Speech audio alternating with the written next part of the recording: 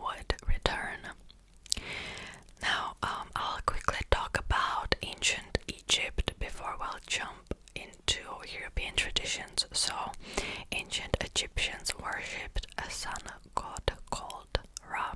I already mentioned him in a lot of my previous videos.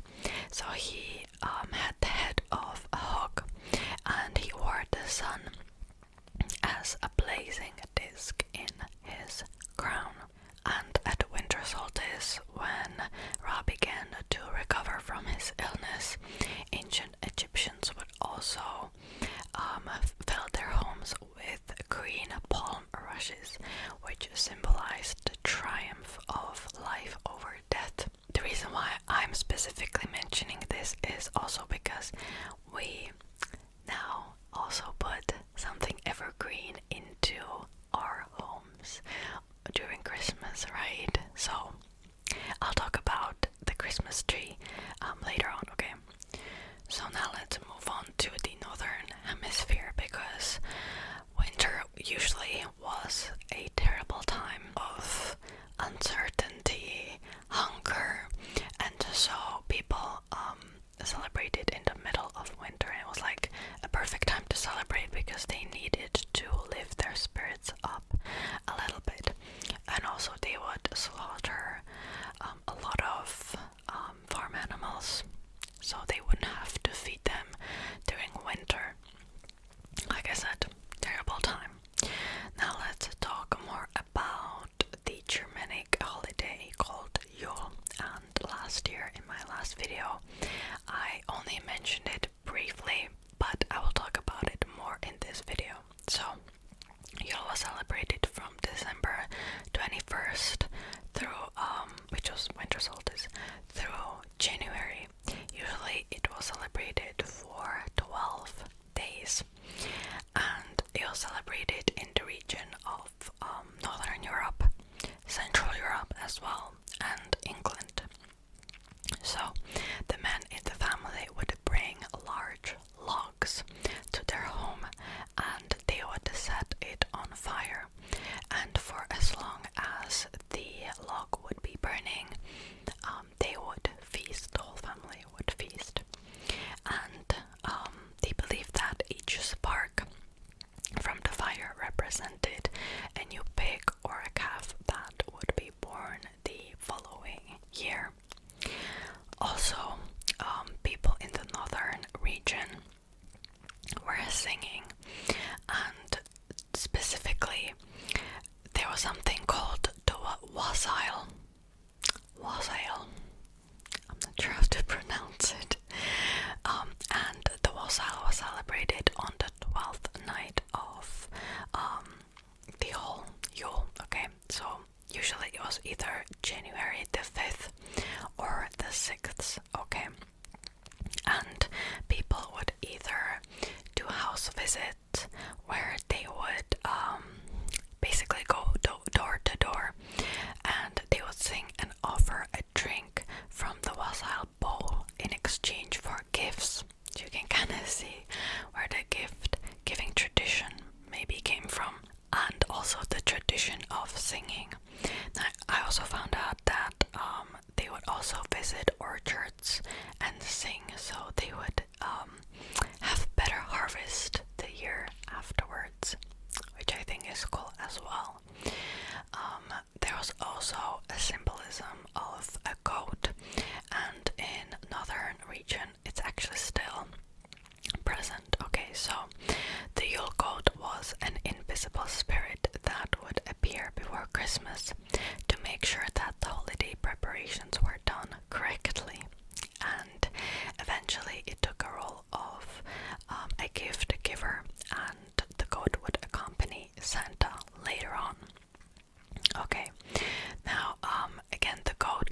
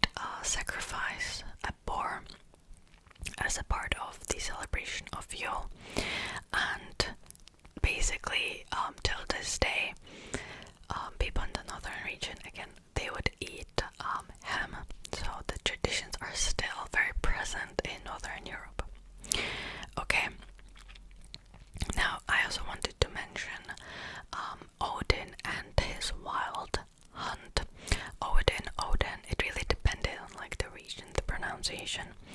So the Odin would basically travel the sky. I'm not sure if he was in a chariot, like it really depends on the depiction, but he would lead this wild hunt. The hunters are generally the souls of the dead or ghostly dogs, sometimes fairies, valkyries, or elves. And people believe that he made those flights through the sky, and he would pass judgments basically, so he would decide who would prosper and who would perish. And seeing this wild hunt was a sign of a terrible omen, usually, death, war, hunger, and so people preferred to just stay inside, just to be safe. I also wanted to mention that Celts and Druids, during midwinter, they also decorated their temples with evergreen boughs. So you can see there's like this ongoing theme of just having something evergreen. Okay, now I will move over to Rome and talk more about Saturnalia. I talked about it a lot in my last video, but I will mention it again. So Rome is naturally in more southern region, and so the weather is usually warmer in December as well.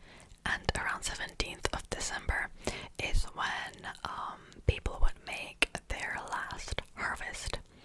And when they did that, they honored the god Saturn, who was a god of agriculture. And it evolved from that into a holiday of lavish festivities, crazy amount of drinking, lots of fun, lots of prostitutes, and also the social order was inverted basically. So what it meant was that the slaves would become masters and masters would become slaves. Now, it really depended on the household, I guess, I can imagine, because sometimes, they were even allowed to dine with their masters, to insult them, but it was to a certain extent, and usually these festivities would take up a whole week, sometimes more than that. It really depended on who was the current emperor. And business and schools were also closed, and everybody was just celebrating. Also, the king of Saturnalia was crowned, and this was usually an ordinary person that would basically become like a joke version of the emperor. So he would order everybody on the streets and make them do ridiculous things, and it was basically just for laughs. And you'll notice that this theme also kind of continued all the way through Middle Ages, but we'll get to that. Also, the members of the upper classes celebrated the birthday of Sol Invictus, who was basically the god of unconquerable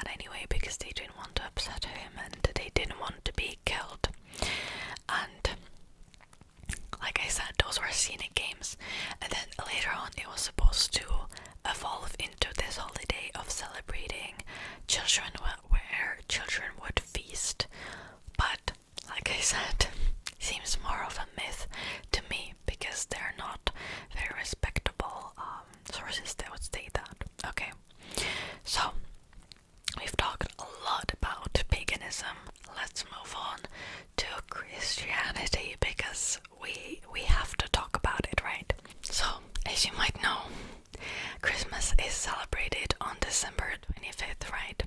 And there are two theories why that's the case. So the first one is that the church decided to completely erase the pagan festivals of Saturnalia, and they pretty much wanted to absorb it. And the second one is that they calculated the day of the birth of Jesus, and it either fell on December 25th or January the 6th. Some people believe that actually Jesus was born in spring, but we don't know for sure because the Bible doesn't state that. So Pope Julius I chose December 25th, and it wasn't called Christmas at first. It was called the Feast of Nativity. So it was actually very, very similar to Saturnalia in its nature. And basically, they weren't really trying to dictate how the holiday is supposed to be celebrated. They were just like, now, like December 25th is the Feast of Nativity now. And by the end of 8th century, the celebration of Christmas kind of spread all the way to different countries, all the way like to Greece, Scandinavia, England, wherever, okay? And you might know that some countries didn't really use the Gregorian calendar. They used the Julian calendar instead, which is 13 or 14 days behind the Gregorian calendar. So some of the celebrations in those countries that use Julian calendar would actually fall on January the 6th. And both like Eastern and Western churches would celebrate Epiphany, or also Three Kings Day, 12 days after their respective Christmas, which would also mean that in my country we celebrate the Three Kings Day on January the 6th. Okay. So this is also the day it is believed that the three wise men finally found Jesus in the manger. So countries that use the Julian calendar are Russia, Georgia, Armenia, Belarus, Serbia, Egypt, Ethiopia, and Kazakhstan. I'm not sure if it's still accurate till this day. The Greek Orthodox Church adopted the Gregorian calendar in 1923, so not a long time ago, as well as Cyprus and Bulgaria. Okay, now let's talk about Middle Ages, because Middle Ages kind of took it up to the next level. So people were fasting right up until December 24th, and then they would start to celebrate for 12 days of Christmas festivities. Again, there's a very common theme here, right? And they would also exchange some presents as well. And this is really where the name of Christmas kind of originated, because originally it was Christ's Mass, and then over time it evolved to Christmas.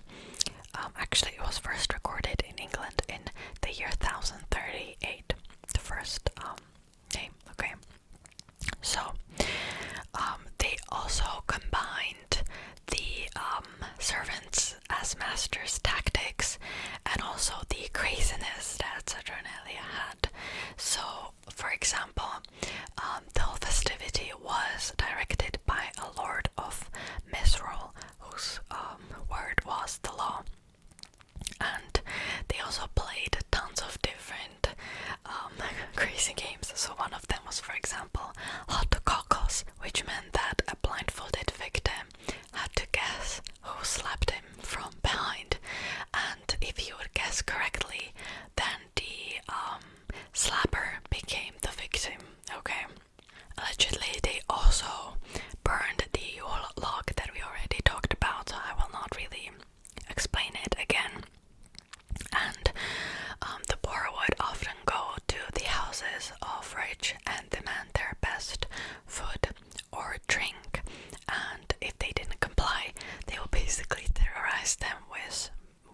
mischief, so kind of like trick or treating, really. Okay, so let's move on to Tudors, okay, in England. So, Tudor Christmas was even crazier, okay. So on the 12th night, which was January the 6th, a bean was baked into a cake, and the person who got the bean in their slice would become the king of the bean. And if a woman got it in her slice, she would have to choose her king, because whatever. And Queen Elizabeth also at the time was really known for her dancing, and they would do these crazy dancing games full of drinking as well. So one of them was a Christmas cushion dance, where they would place a cushion in front of a partner they wanted to dance with, and the chosen one had to kiss them. And then after that, after they danced, they would also place a cushion in front of somebody else, and they also had to kiss. And then basically everybody was just kissing each other, and they were dancing like crazy, okay? They also had these sugar pancakes that basically were elaborate sugar models of different like castles, even dragons, sugar goblets, and they would just stuff themselves with different sugar sweets, I guess. Okay, so now let's quickly talk about the origin of Christmas tree, because I already touched upon it a little bit. So in the 16th century, some devout Christians would bring decorated trees into their homes, and at first they would build pyramids of wood and decorated them with evergreens and candles, if they didn't really have a lot of wood. Now this was started in Germany, so we can thank Germany for Christmas trees. And it is widely believed that Martin Luther, who was a 16th century Protestant reformer, was actually the first one who added lighted candles onto a tree, because he was awed by the brilliance of stars twinkling among the evergreens. Okay, so now let's move on to England again, because there was a period of time where Christmas was completely cancelled. Okay, so in the early 17th century, basically a wave of religious forms changed the way Christmas was celebrated. So Oliver Cromwell and his Puritan forces took over England, and it basically became a republic for a while. This happened in 1645, and they vowed to get rid of all decadence as part of their effort. Keep in mind, at the time, Christmas was still a crazy drinking party, okay? And by popular demand, Charles II actually was restored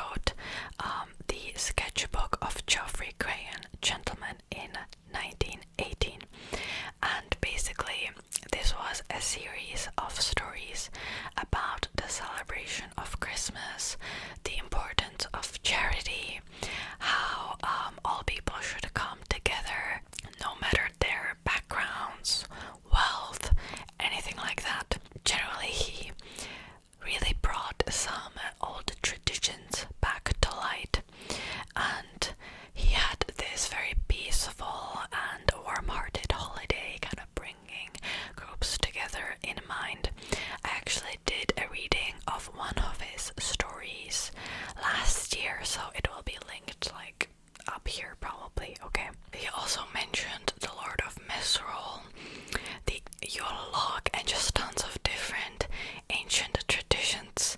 And he actually reinvented Christmas to what we know it today, really. So let's talk about the Santa Claus for a little bit, because it really emerged in the late 18th century, like 19th century. So the legend of Santa Claus can actually be traced all the way back to a monk named Saint Nicholas, who was born in Turkey around 280 AD, and Saint Nicholas gave away all of his inherited wealth and traveled the countryside to help the poor and the sick, and he became known as protector of children and sailors. And this legend just spread all over Europe, basically. Then in the late 18th century, some Dutch families gathered to honor the anniversary of the death of Saint Nicholas, which is Dutch for Saint Nicholas, or also it was Sinterklaas for short, and that's how the name really emerged. And in 1822, a minister, Clement Clark Moore, wrote a Christmas poem called An Account of a Visit from Saint Nicholas, and is still popularly known today by the first line, "'Twas the night before Christmas." And this poem depicted Santa as a jolly man who flies from home to home on a sled driven by reindeer to deliver toys. And this poem just kind of finalized how Santa Claus would look, what he would do as well. And the iconic version of Santa Claus as a jolly man in red with a white beard with a sack of toys was really immortalized in 1881 when political cartoonist Thomas Nast drew on Moore's poem to create the image of the old Saint Nick we know today, which is interesting. Now, to be fair, in my country we also do have Saint Nicholas Day, but it's on the 5th of December. I talked about this in my customs in Eastern Europe video if you would be interested. Okay, now let's move on to England and the Victorian times, because Queen Victoria was at the throne along with her husband Prince Albert. And really at this time it was already, Christmas was already becoming like a very family oriented holiday. And it was actually Prince Albert who brought the Christmas tree from Germany, because he was German. He showed her this Christmas tree. She absolutely loved it, and they made a painting in 1840, I think, along with her 9 children. You will see a picture. One thing that I need to point out is that this was the Victorian era. The UK was this huge empire with colonies all over the world. So when something happened in the, England, in the hub, it's really like spread quickly all around the world, basically. So around this time, children also received gifts, usually sweets, nuts, or oranges. Some even received a toy train, which I assume was probably more expensive, and also Christmas box tips to servants, and tradesmen were left until December 26th, hence why it's called Boxing Day today. A lot of popular carols emerged, such as Good King Wenceslav, once in royal David's city, and also O Come All Ye Faithful. And also in 1843, Charles Dickens wrote his story called A Christmas Carol, and it really emphasized the importance of charity and doing good deeds, etc. And it really shaped the Christmas that